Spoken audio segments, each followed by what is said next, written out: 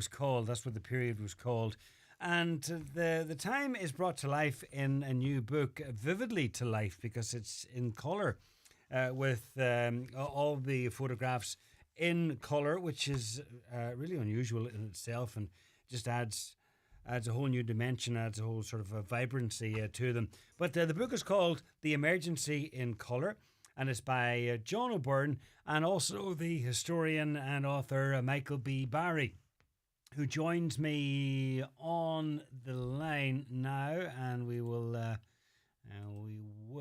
have hopefully connect with Michael now. Yeah, okay, Michael, are you Hi, there? John. Can you hear me? Yes, loud and clear, and see you. So anyhow, congratulations on the book, first of Thanks all. very much. And as I described there, it's very vivid and unusual in that when we're looking at books about World War II or about that period, we don't expect to see them in colour, and we do in this case. And the colour wasn't by artificial intelligence. No, most photographs you see in recent books have been devised by some very smart AI software programs which can detect colors. But this is the third in a trilogy of books, which of all photographs which have been colorized by my colleague John O'Byrne. John has been colorizing particularly Irish military photographs for well over a decade, and he does it by hand. He uses Photoshop, but he goes into every segment of the photograph and using his knowledge um, reaches a very accurate depiction of how it was. Now there, And we feel that that actually gives more depth and richness to the photographs. well, to the casual eye, they look very realistic, and just having having the photographs in color, it makes us look at them in an entirely different way. Now, there's obviously a lot of photographs of the military, north and south, and in the case of the north, British and American soldiers and airmen and so on, but just pictures of the army here. The first thing that struck me was with the sort of helmets they were wearing and with the boots, they looked like we had been invaded. They looked like the German army. Yes, the Irish Army chose a helmet around the 1930 or so. And they first tried to, they did this examination and determined that the German, what is called the Stahlhelm helmet, was the best performing. And they contacted the German embassy then, but the Germans couldn't supply any arms or equipment due to the Versailles uh, Treaty. Convention. Yeah. So the Irish Army sourced these from Vickers, an English company. So they were actually English made. But I think the optics of it was too bad, such that by 1941, the Irish Army issued what are called Brodie helmets. They're the kind of tin hats you see Yeah. the British troops wore. Okay. And the that particular time in our history here in Ireland, well outlined in the book, and as I said, a lot of it is military, but also social history, in that it was a time of, you know, rationing. In fact, it was a time of opportunity in many ways here. Well, it was tough times during the emergency. There was rationing. Ireland soon found out that there are lots of things it wasn't self-sufficient in, and coal, petrol were primary things which suddenly disappeared because they were getting them from Britain.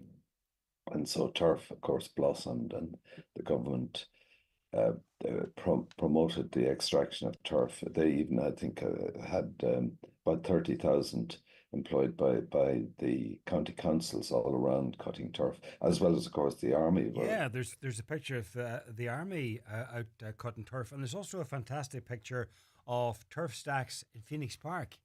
Yeah, it was the they turf was very common, of course, in on the western seaboard, like Donegal, for example. No shortage of turf, but Hmm. there was no turf in Dublin, so they requisitioned all railway wagons they could. They even took old railway passenger carriages, took the roof off them, and used them to transport turf up to Dublin.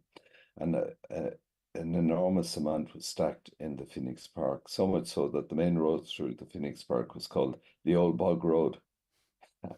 Yeah, well, it looks like it because there were stacks on both sides of the road from the picture in the book, and what I mentioned there was a time of opportunity insofar as for agriculture. Was it a good time for agriculture here in that we were sending produce across the water? Well, it wasn't quite the bonus that the First World War was when prices were high.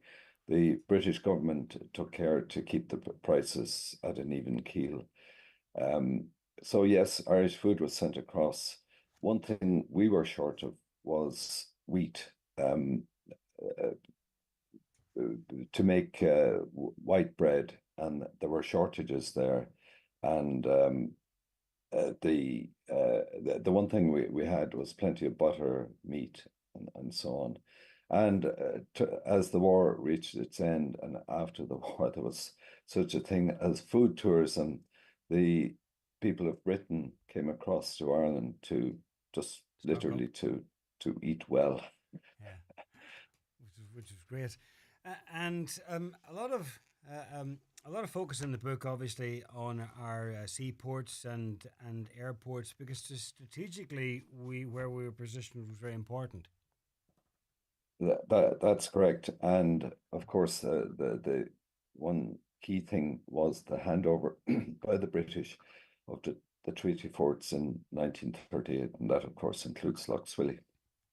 And at the outbreak of the war, the British Churchill had objected back in 1938, but the British military in general realized that with the U-boat menace rising in the Atlantic, that Ireland was a key uh, location, and they even developed an invasion plan to invade from the north of Ireland in the event of the Germans landing, which neither Germans landed or the British invaded it. But because they couldn't make use of the era, the Americans and the British developed Derry as the main naval port, and uh, American ships in particular fanned out across the Atlantic to fend off the U-boats. That's after in 1942, after the Americans joined the war. The other interesting thing is that Lough Erne became a flying boat base for uh, military flying boats, which were able to take off and fly across the Atlantic. And there's the famous Donegal corridor, which the Éire government, or De Valera and his government, kind of allowed overflights over our neutral territory. But, you know, we were neutral, but we were neutral on the side of the Allies. Yeah, yeah, absolutely. And we, I mean, even if we wanted to come in on the side of the Allies, were we really in a position to do so? Because there's a lot of pictures of soldiers here training. I mean, we were like our military was hopelessly inadequate, but especially in the early years of the war, we set about sort of putting that wrong to right. That's true. After the Civil War, there were decades of penny pinching. It's a tribute to the Irish Army, the Defence Forces, that they managed to continue at all. Indeed, if I may say so, it's a factor which still applies today. But anyway, they were in a very moth-eaten condition at the start of the Second World War, and they had a rag bag of equipment. I think they had one or two tanks, and the Irish Air Corps was a mix and gathering of a whole sort of planes, which by the start of World War II were really outdated.